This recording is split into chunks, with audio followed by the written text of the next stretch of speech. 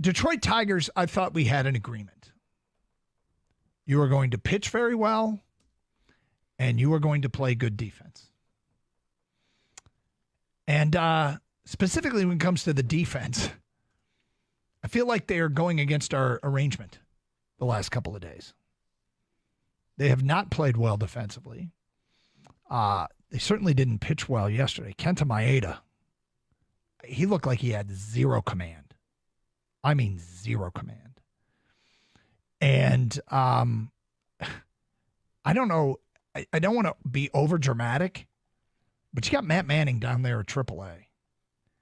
How many starts does Maeda get? That's a great question.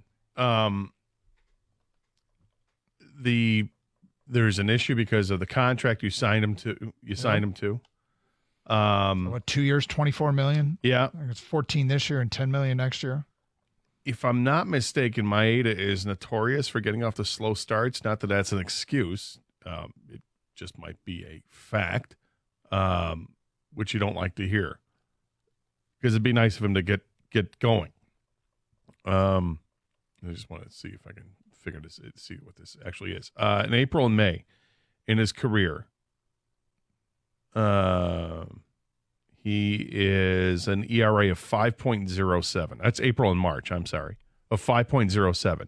That drops down in May to 3.75, drops down to 3.14 in June and 3.69 in July, goes back up to 4.28 in August and back down to 3.53 in September. So his history in his career shows you that he'll be much better. So do I sit here and twiddle my thumbs and wait another week and a half for April to pass and let's get into May?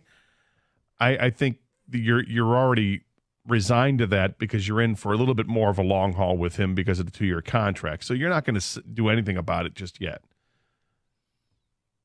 I didn't. The problem is I didn't like the offseason to begin with. Not very many people did. Mm-hmm. I admittedly had more questions about Flaherty than I did Maeda.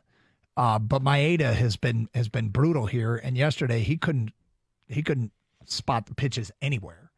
And then when the team doesn't play good defense behind him, and there were multiple. This is back-to-back games. Yeah, right? and it was multiple. Some of them weren't errors, but they weren't great defensive plays either. The play where Urshela missed the tag, double play ball, the hesitation from Spencer Torkelson that cost him at first. I mean, just they were crisp and tight for the first, 16 games, and the last couple games, not so much. And I thought we'd established what you're going to need to be. And of course, the irony is the offense was provided yesterday, which is, I guess, how this thing works. When you're a 500 team, you do 500 team things. To further answer your question, I guess I would, you're looking at give the full month of May and part of June before I'm like, all right, I'm done with him. Absolutely done with him.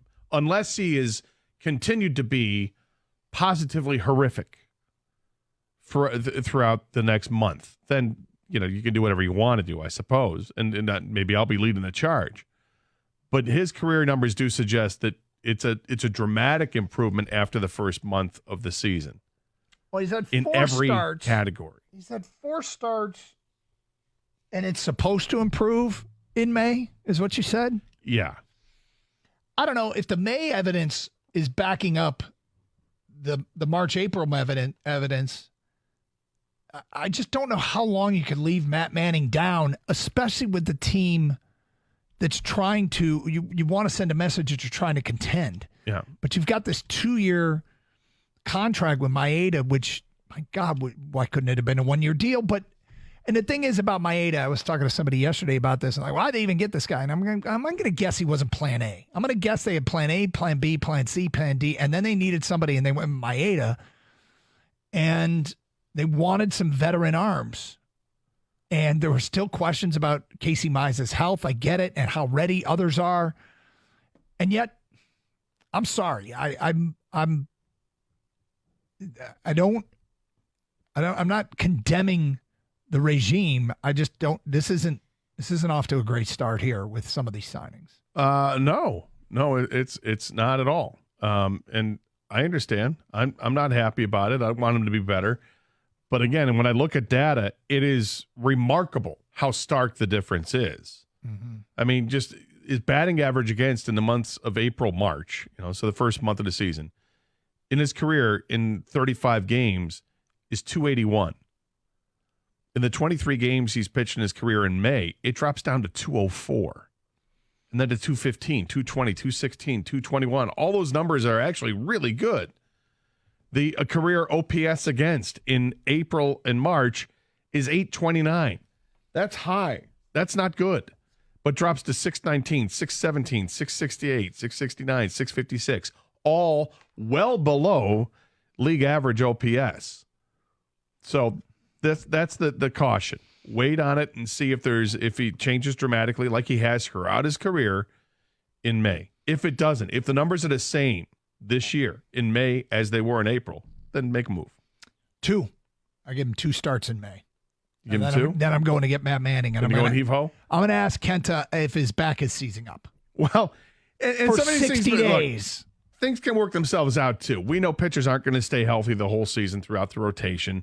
Someone's going to get an opportunity because of that.